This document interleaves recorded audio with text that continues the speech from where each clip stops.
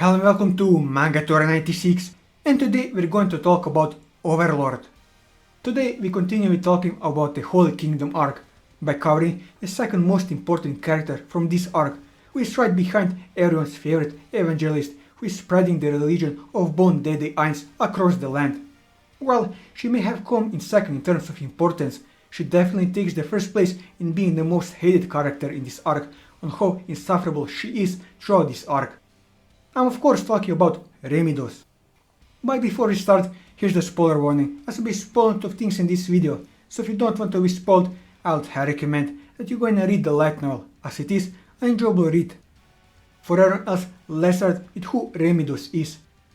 Remedios Custodio was the Grand Master of the Rebel Holy Kingdom's Paladin Order and a member of the Nine Colors. While spending most of her life without trouble as the bodyguard to the Holy Queen Kalka, she fell from grace and she proved herself to be an ineffective leader during Jaldavot's siege. Remedios was the kind of person who does not use her head much and is driven mainly by her emotions, which is often a source of great inconvenience for others. She is brash, headstrong, and often acts without thinking of the consequences. This mindset seems to be a result of her growing up alongside the idealistic Holy Queen and devoting all of her time on developing her combat prowess. However, this sole focus on combat to the exclusion of everything else also meant that she was utterly deficient in anything sort of complex thinking.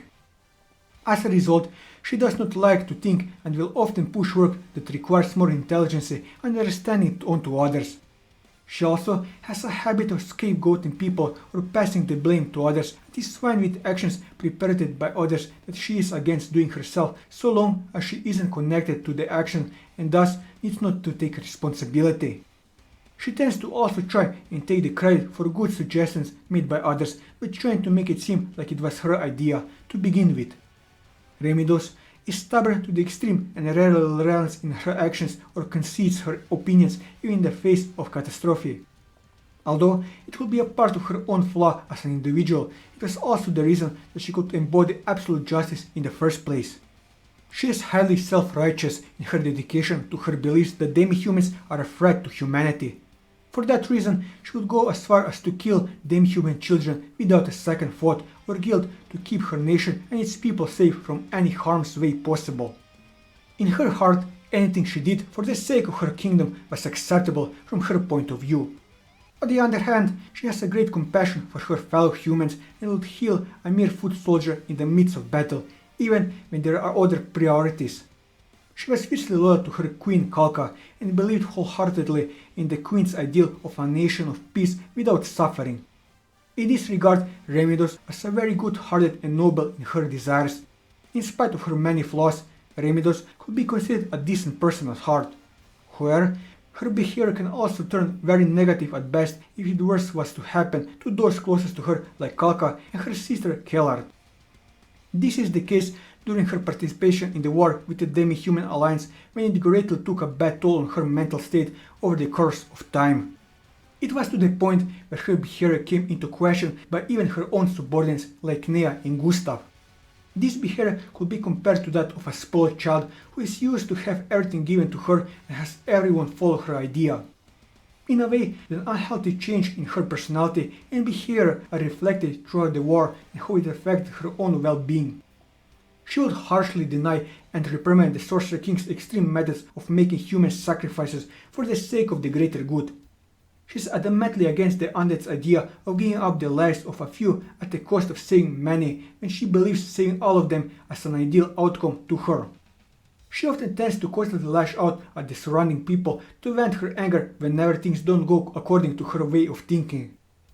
Remedios, due to her stubbornness and bias to the demi-humans, also seems to possess a very childish black and white view of the world and an unchanging, almost impossible ideal view of right and wrong, having immediately been quick to deem whatever she sees as evil without a second thought and absolutely believes that whatever she thinks is good to be absolutely true without question. This analysis is further reinforced during her battle against the demi-humans using her holy sword Safralis, whose strongest attack became more powerful the more evil-aligned her enemies are.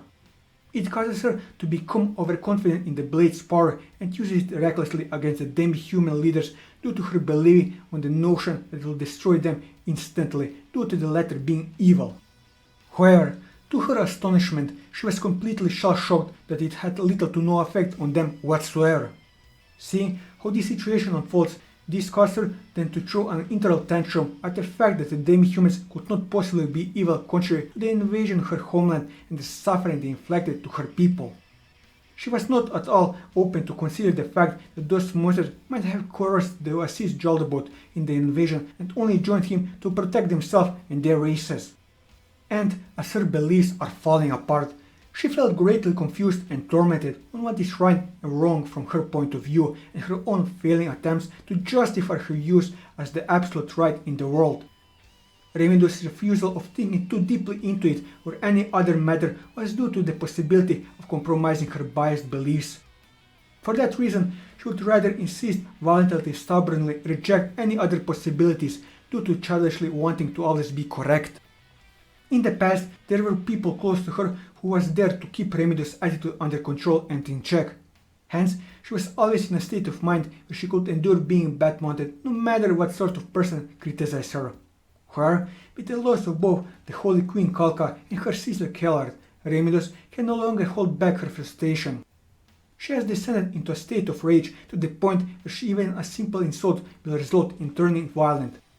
As the demi-human war dragged on, she became more isolated as people began to fear even getting close to her, while Remedios herself became more bitter and withdrawn.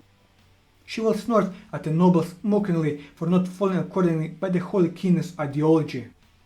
As for her past, Remedios is a close friend of Kalka, and as the head of the strongest generation of the Paladin Order in history, the foundation of the power was based on military might.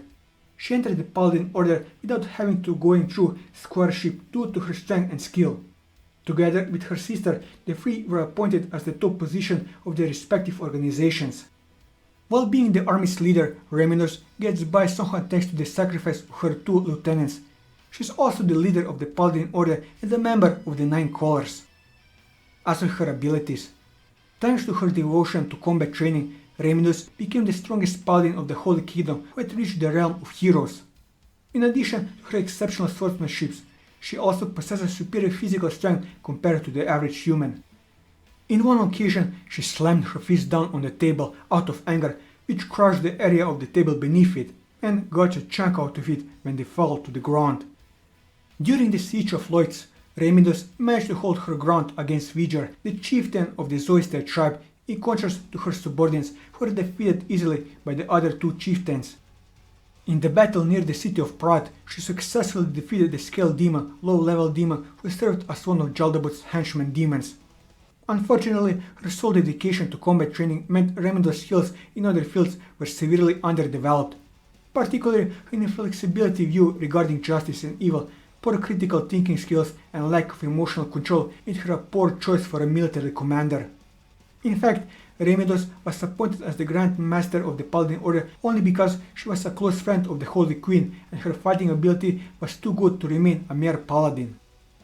During the war against Jaldabot, her unfitness for commanding positions was clearly demonstrated on several occasions by making bad decisions and displaying behavior unbecoming for a military leader. During her travels to the capital of the Sorcerer Kingdom, her party came across a ghost ship. Remedios nearly caught an attack on the vessel out of instinct, if not for Gustav, who correctly guessed that the ship was under the control of the Sorcerer Kingdom. Despite Ainz's generous help, she held him contempt and intentionally kept the Sorcerer King out of the loop by omitting sensitive information. When Ainz pointed out several issues that the army faced, such as dwindling food supplies, the potential breach in secrecy of the base, and even making some tactical suggestions to raid the nearby camps for supplies and recreation, she seamlessly took credit for those insights at the meeting among the Liberation Army leadership. During the attack on the city Loitos, the Bufffolk used a child as a hostage to hold the paladins back. Remedios made a bad decision by caving in to the Bufffolk threats, which eventually resulted in the death of the hostage. The situation was solved due to Ainz's intervention. He unhesitatingly killed both hostage and Bufffolk. By demonstrating the uselessness of this tactic, Ainz has successfully discouraged demi-humans from further using prisoners as a hostage. As a result, the number of casualties among the prisoners was lowered. As for her relationship with Ainz, upon learning of Ainz due to her betrayal towards the undead, Remedios believed him to be a monster incapable of compassion. Though she was respectful towards the Sorcerer King when he received her in her delegation, this was only a superficial facade. Even after he agreed to personally fight by their side to stop Jaldabot, she secretly shamed to have the two of them kill each other. Overall, Ainz's morally grey actions make him incompatible with Remedios' black and white worldview. As Ainz began gaining the support of the Liberation Army, Remedios deluding herself into believing that the Sorcerer King was charming Aaron and that he and Jaldabot were secretly working together, the latter of which ironically ended up being spot on. As for her relationship with Nea, after Kalka and Kalrat were presumed dead, Remedios subconsciously took out her anger and grief on Nea, constantly berating her over the tiniest of things, even when the latter proved herself useful.